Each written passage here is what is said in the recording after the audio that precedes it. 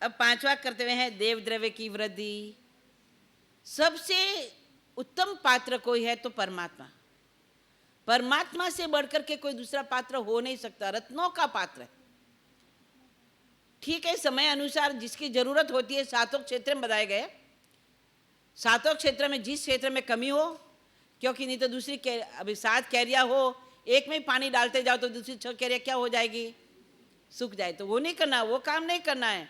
अब वर्तमान में जैसी स्थिति है, जैसे जिसकी जरूरत है उसी में पानी सिंचना है। पर देव द्रव्य जो होता है हमारा उत्तम, यानी कि उत्तम द्रव्य माना गया परमात्मा का, तो देव द्रव्य की वृद्धि करनी चाहिए। जिस समय अभी आप बताओ, ये 14 स्वप्नों की बोलियां कब से चालू हुई? हाँ, कब से चालू हुई? कब से चालू हुई? हाँ,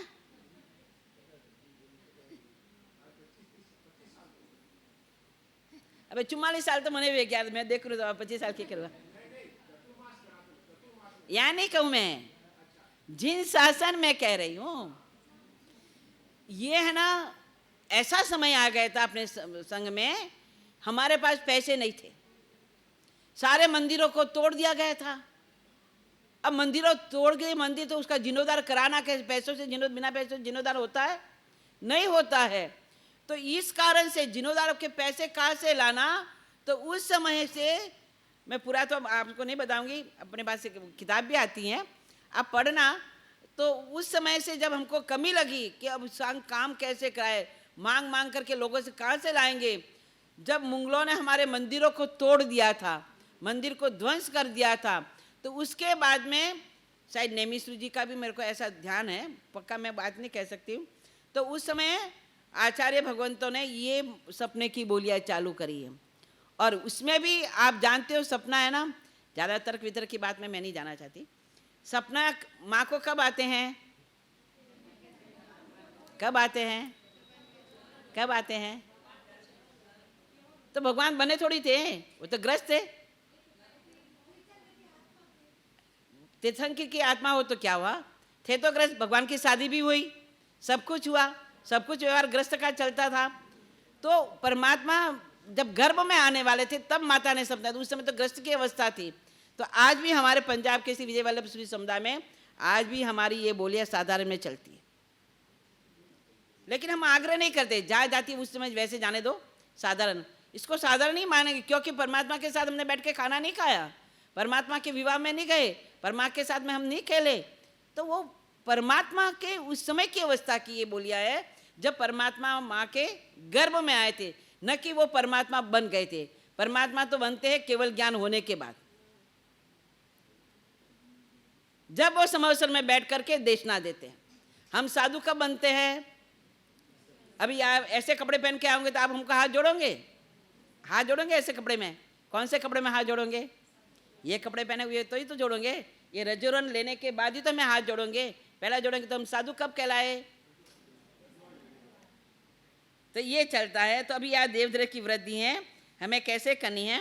तो यहाँ पर दृष्टांत आता है महामंत्री पेतड़ का, कि एक बार संघ निकला परमात्मा नेमिनाथ प्रभु के कल्याणक भूमि रेवताचल, यानी गिरनार, जिसको हम कहते हैं ना गिरनार, जहाँ पर 3 कल्याणक हुए परमात्मा का, दीक्षा कल्याणक, केवल ज्ञान कल्याणक, निर्वाण कल्याण यानी मोक्ष कल्याणक, उस भूमि पर हुआ है।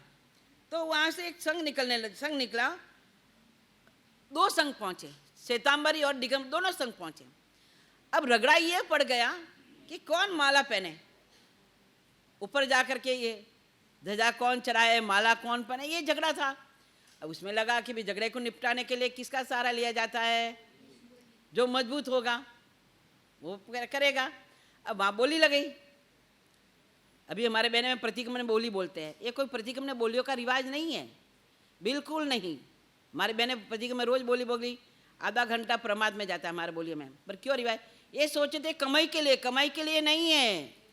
सुन लेना बहनों, ये कमाई का साधन नहीं है, यहाँ पर कोई ज्ञान की आराधना के लिए विषय नहीं है, ये आपके आपसी झगड़ों को निपटाने के लिए। ये बोलिए आपके झगड़ों के एक साथ में 2 बहनें ले लिया आदेश, तो किसको आदेश देना? किसको देना है, किस उसको दे दे, अरे बहन हमारा साहब तो रोज वरने जा देते हैं, वो नाराज, उसके मन में विचार खराब हो गए। भाई में बोली होती है क्या? नहीं होती है। तो ये आपके झगड़े, ये कोई आमदनी का साधन नहीं है, ये यहाँ पर देव द्रव्य की वृद्धि का है। तो बोली क्यों बोली गई? बोली इसलिए बोली गई कि अब माला कौन चढ़ाए, कौन पहला चढ़े। तो उस समय बोली के अंदर दोनों दिगंबर और श्वेतांबर दोनों पंथ के लोग थे। अब वहाँ पर महामंत्री पेथड़ भी थे, उसने पहले से व्यवस्था कर रखी थी कि बोली किसी भी हालत में मेरे को लेनी है। बोली इतनी लंबी चढ़ गई, इतनी लंबी कि 56 धड़ी सोना मोर। अब उस समय का तोल है भाई, अपने को अपना समय अपना मन की बात नहीं है। 56 धड़ी सोना मोर तक बोली गई, और वह बोली किसने ली? महामंत्री पेथड़ ने ली। और उसी समय चुकाना, तो उस समय आपके जैसे गाड़ी नहीं थी, कार नहीं थी, प्लेनें नहीं थी, तो उनके समय क्या थी? तेज गति वाली सांडनियाँ होती थी, 1 घंटे में 60 किलोमीटर का रन सफर कर दे, इतनी तेज गति वाली सांडनियाँ थी। उस सांडनियों पर अपने सेवकों को भेज दिया था पहले से ही, जाओ तुम लेके आ जाओ, और वो लेकर के आ गए थे। और उसमें 56 धड़ी सोना मोर, हाथों हाथ, ये नहीं कि आज बोली बोली ने 6 महीना बाद में पैसा दो, कर्ज चढ़ता है। ध्यान रखना, हम बड़े गुनहगार लोग हैं, बोली तो बोल देते हैं अभावेश में आकर के, और जब पैसा देना होता है तो हमारा हाथ, बाबूजी अबे तो थोड़ी कमी नहीं है। अगर वो मुनि मांगने भी जाए तो अरे तू मेरे घर मांगने के लिए आ गया हैं, तो मेरे घर आने की क्या जरूरत, हम उसको क्या देंगे? ये देव द्रव्य का पैसा अगर हमारे घर में रहता है तो हमको ही नहीं, हमारी एक पीढ़ी को ही नहीं, न जाने कितनी कितनी पीढ़ी को ये नुकसान देता है। समझ लेना, देव द्रव्य बहुत खतरनाक चीज है, और न जाने कितने जन्मों तक आपको इसका कर्ज चुकाना जाए। अगर आपके पास शक्ति है उतना ही बोलिए। जरूरत नहीं टीका पहनना है, जरूर नहीं माला पहननी है, कोई जरूर नहीं। क्या जरूरत है माला पहनने की, क्या जरूरत है टीका लगवाने की? आपकी शक्ति नहीं है मत बोलो, जितनी शक्ति है उतना बोलो, लेकिन शक्ति के बाहर आप काम मत करो। ऐसा नहीं कि उसका भार आपको भी ढोना पड़े, आपकी आने वाली संतान को भी, संतान से भी आगे संतान वाले को, 7 पीढ़ी नहीं कितनी पीढ़ियों तक उसकी सजा उसको भुगतनी पड़े। ऐसा गुनहगार कभी मत बनो। देव द्रव्य का खाया हुआ कभी भी छूटता नहीं, निकलता नहीं, और वो तो अपने को बड़े मुश्किल से निकलता है, न जाने कितनी सजाएं भोगनी पड़ती है। तो यहाँ पर हमारे महामंत्री पेथड़, वचन तो मेरे कट्टू है, आपको लगते होंगे महाराज साहब क्या बोल दिया, छोटे महाराज साहब ने इतनी बात कह दी, पर मैं नहीं कर, इसमें लिखा हुआ, आप पढ़ो, मैं सुन के पढ़ाऊँ। इसमें लिखा हुआ है, इसमें लिखा हुआ है कि देव द्रव्य खा करके आप कहाँ जाओगे, ये इसमें भी लिखा हुआ है। तो इसलिए हमें देव द्रव्य का बड़ा ध्यान रखना है। साधारण का फिर भी चल जाएगा, लेकिन देव द्रव्य का पैसा किसी के घर में न रह जाए। आपके बाप ने भी अगर बोल दिया है तो आप उसको देने, ब्याज सहित देने की कोशिश करना।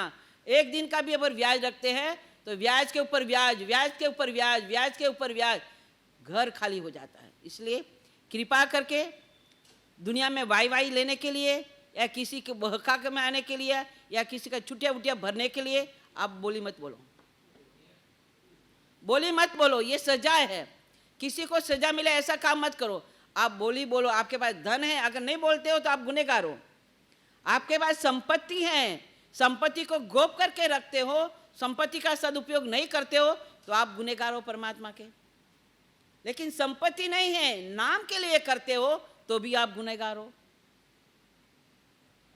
आपके पास संपत्ति है, आप उसका सदुपयोग करिए, सातों क्षेत्रों में दीजिए, अच्छी तरह से दीजिए, दिल खोल करके दीजिए। जैसे जैसे दोगे वैसे वैसे आएगी, जैसे जैसे खर्च करोगे वैसे वैसे उसका दरवाजा खुलेगा, घर में आएगी। लेकिन आप आर्थिक शक्ति देख करके ही अपने काम करें। ये बात अपने यहाँ पर तो महामंत्री पेथड़ ने इस तरह से बोली बोल करके देव द्रव्य की वृद्धि की थी।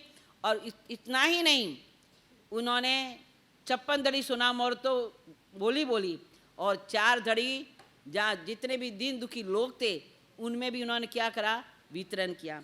तो इस तरह से देव द्रव्य की वृद्धि हमें करनी चाहिए। 5वां छठा करते हुए है, अब एक एक लाइन का है, महापूजा। साल में एक बार हमें महापूजन करनी चाहिए। अच्छी मंदिर की सजावट करो, लोग दर्शन के लिए आए, परमात्मा के दर्शन करें, परमात्मा की भक्ति करने का मन हो, खूब मंदिर में आकर के बैठे, बढ़िया से बढ़िया अपना धन लगा करके मंदिर को सजाओ और सजा करके लोग देख करके मंदिर के प्रति भाविक बने। 7वां कर्तव्य रात्रि जागरण। अब ये रात्रि जागरण कैसा पता है आपका?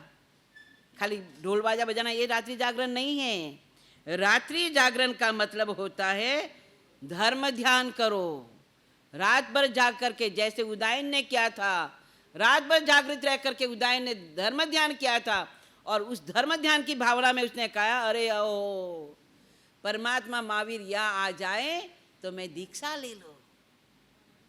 और वह धर्म जागरण की भावना कैसी जगी, परमात्मा विहार करके वीर भयपतर नगर में आ गए। अभी कल ये भी सुनने वाले हो। तो यहाँ पर रात्रि जागरण का मतलब है तीर्थ यात्रा में, कल्याणक के दिनों में, गुरु निर्वाण, गुरु की पुण्य तिथियों में आदि में, पर्व तिथियों में रात्रि जागरण करना अवश्य चाहिए। रात्रि जागरण का आशय है संपूर्ण रात्रि धर्म ध्यान, धर्म विचार, धर्म भावना में व्यतीत हो।